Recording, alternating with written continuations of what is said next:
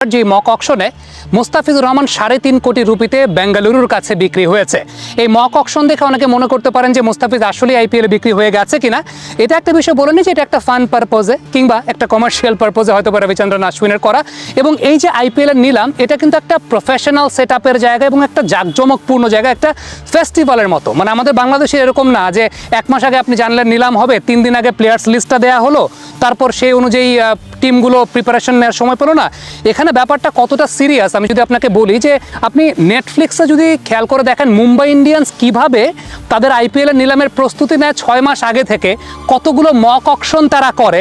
Mock auction বলতে হচ্ছে dummy auction বোঝায়, যেটা রবিচন্দ্রন আশ্বিনের ইউটিউব চ্যানেলে আপনারা দেখতে পেয়েছেন। ঠিক তেমনিভাবে মুম্বাই ইন্ডিয়ান্স বলে আইপিএল এর প্রত্যেকটা ফ্র্যাঞ্চাইজি তারা নিজেদের মতো করে মক অকশন করে বেশ কয়েকবার, এরা না পেলে কাকে নিবে, কে কাকে নিচ্ছে, কে কাকে নিতে পারে, একটা পুরোপুরি গবেষণার বিষয়। সো সেই জায়গাটা থেকে আমরা আসলে কতখানি পিছিয়ে আছি বা আমাদের পিছিয়ে থাকার জায়গাটা কতখানি সেটা আমরা আসলে বুঝতেই পারছি। যদিও বাংলাদেশে অনেক বছর পর প্রথমবারের মতো নিলাম কার্যক্রম হলো এবং সেই জায়গাটাতে প্রিপারেশনের একটা ব্যাপার, কিন্তু এটা সামগ্রিকভাবে ইটস এ সিরিয়াস থিং। এবং এটা সিরিয়াস থিং দেখে এইখানে দেখেন, চিন্তা করে দেখেন যে আশ্বিনের ফেসবুক পেজেও এরকম একটা সেট আপ করে ডেফিনেটলি সেখানে স্পন্সরশিপদের ব্যাপার আছে বা আছে, একটা ফান পারপাস বা একটা মক অকশন হলেও সেটাও কিন্তু একটা সিরিয়াস শেপে করা হচ্ছে। আশ্বিনের মক অকশনটা যতটুকু সিরিয়াস শেপে করা হচ্ছে আমরা কিন্তু আসলে ওইভাবে সিরিয়াস শেপে মূল অকশনটাও করতে পারি না। এনিওয়েজ, তবে মুস্তাফিজুর রহমান আইপিএলে দল পান, গত বছর পান নাই ডিউ টু আমার কাছে মনে হয় যে পলিটিক্যাল রিজনস, সেটা একটা ব্যাপার ছিল সেই সময়টাতে। কিন্তু পরবর্তী সময় তারা আবার বাধ্য হয়ে দিল্লি পরে মুস্তাফিজকে নিয়েছে, যেহেতু অ্যাভেলেবল প্লেয়াররা ছিলেন না, মিচেল স্টার্ক তারা চলে গিয়েছিলেন। সো এই বছরও যদি আমার কাছে মনে হয় যে পলিটিক্যাল কোনো ঝামেলা না থাকে বা পলিটিক্যাল রিলেশনের জায়গায় কোনো ইনস্ট্রাকশন না থাকে, মুস্তাফিজুর রহমানকে আসলে আইপিএলে নেওয়ার কথা বা আইপিএলে নেওয়া উচিত। কেন নেওয়া উচিত বা কেন নেওয়ার কথা দেখেন, আপনি যদি আইপিএলের ইতিহাসে বিদেশি বাহাতি পেস বোলারদের তালিকা করেন এখন পর্যন্ত মুস্তাফিজ কিন্তু টপ 5-এ আছে।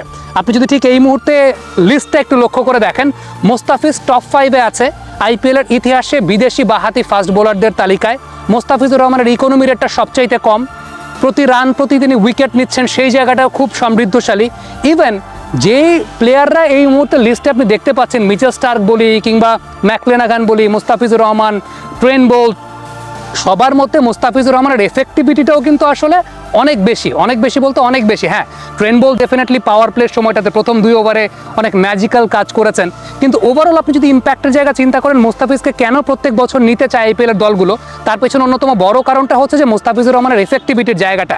আরেকটা খুব ইম্পর্টেন্ট বিষয় নিয়ে আমি কথা বলতে চাই, সেটা হচ্ছে কেন মুস্তাফিজুর রহমানের ব্র্যান্ড ইমেজটা আইপিএলের মঞ্চে থাকবে। এর পেছনে সবচেয়ে বড় কারণ, আপনি যদি আইপিএলের টিমগুলোর বোলিং কম্বিনেশনটা লক্ষ্য করে দেখেন, তারা যে কাজটা করে সেটা হচ্ছে একটা ডানহাতি এক্সপ্রেস ফাস্ট বোলার নেয়, একটা বাহাতি পেস বোলার নেয়। তারা কিন্তু খুব র্যান্ডমলি না 2টা পেসার নিলাম 3টা স্পিনার নিলাম, না, তারা একদম ভাগ ভাগ করে নেয়। আপনি বেস্ট 11গুলো খেয়াল করে দেখবেন, একটা ডানহাতি এক্সপ্রেস ফাস্ট বোলার, একটা বাহাতি ফাস্ট বোলার, আপনি দেখবেন যে লেগ স্পিনার আছে, আপনি দেখবেন যে মিস্ট্রি স্পিনার আছে, আপনি দেখবেন লেফট আর্ম অর্থোডক্স স্পিনার খুব কম তারা খেলায়।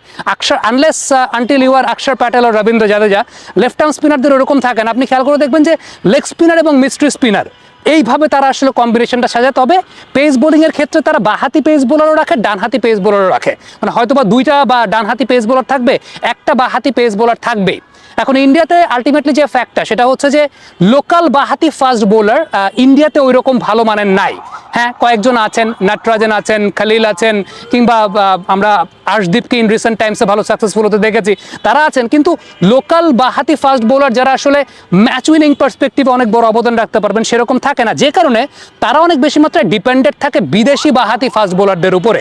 বিদেশি বাহাতি ফাস্ট বোলারদের উপরে যখন ডিপেন্ডেন্ট, আপনি যদি বিশ্বের বাহাতি ফাস্ট বোলারের তালিকা চিন্তা করে দেখেন, মুস্তাফিজ 1, 2, 3-এর মধ্যে অবশ্যই থাকবে। সো সেই জায়গাটা থেকে মুস্তাফিজুর রহমানের ডিমান্ডটা আইপিএলের মতো জায়গায় সবসময় আছে, থাকবে। বিশেষ করে যেহেতু আইপিএলে তারা টিম কম্বিনেশন অনুযায়ী তারা টিমগুলোকে সেট করে, তারা র্যান্ডমলি না যে 2টা পেস বোলার নিলাম বা 3টা পেস বোলার নিলাম, 3টা পেস বোলার নিলে তার মধ্যে একটা যাতে বাহাতি পেস বোলার থাকে তারা সেটাকে এনশিওর করার চেষ্টা করে, যে কারণে মুস্তাফিজুর রহমানের দল পাওয়ার সম্ভাবনাটা সবসময় বেড়ে যায়।